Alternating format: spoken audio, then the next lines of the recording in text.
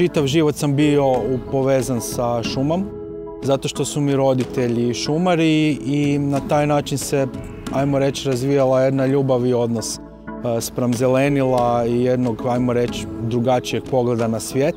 I tokom studija sam završio specijalizaciju za upravljanje rizicima stablima i za upravljanje populacijama zelene infrastrukture u gradovima. Arbo Smart Cloud je aplikacija koja pomaže urbanim šumarima, ali i svim ljudima koji su uključeni u proces donošenja odluka unutar jednog grada koje su vezane za zelenilo da čim efikasnije gospodare. Sustav je globalno primjenjiv iz razloga što postoje određene zakonitosti koje smo mi povezali unutar sustava, a vezane su za okoliš. Na ideju sam došao na način da sam uvidio da možemo neke stvari automatizirati, pretočiti znanstvene spoznaje u algoritme koje će onda pomagati ljudima da donose racionalne odluke i da donose odluke koje su vezane u odnosu na situaciju koju imaju, a ne na takozvani hunch ili predosjećaj ili nešto drugo. U projekt sam se uključio iz privatnih razloga jer sam neko od uvijek maštao da pokrenem stvarno nešto svoje i da pokušam biti financijski neovisan i da jednostavno radim nešto što me stvarno interesira i što stvarno volim. U trenutku kada naš klijent se odluči kupi Arbo Smart Cloud, u tom trenutku ga može početi koristiti.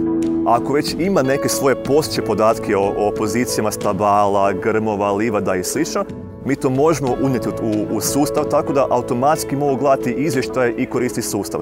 Ali s druge strane imamo i prateću mobilnu aplikaciju koju šumari i ostali terenski radnici mogu početi koristiti i sa njom zapravo puniti podatke u sustav. Gdje se koje stablo nalazi, gdje je koji grm, što treba napraviti na ovome stablu, a neko ko je u nadzoru to odmah može vidjeti i reagirati. I to je poanta ovoga cijeloga sustava, a to je da se može pravovremeno reagirati na probleme koji su u gradu.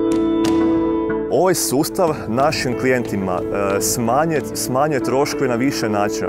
Prije svega smanjuje troškove održavanja, planiranja, a i na kraju krajeva oni ne moraju imati 3 različita sustava za planiranje održavanja urbanog zelenila, ne treba imati nekakav sustav za izvještavanje i slično, to sve imaju u Arbo Smart Cloudu.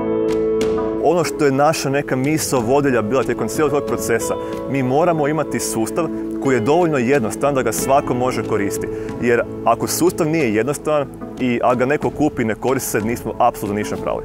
Planovi za budućnost su na globalnoj razini ponuditi aplikaciju i napraviti lokalizaciju aplikacije s obzirom na specifične uvjete koji su u određenim regijama.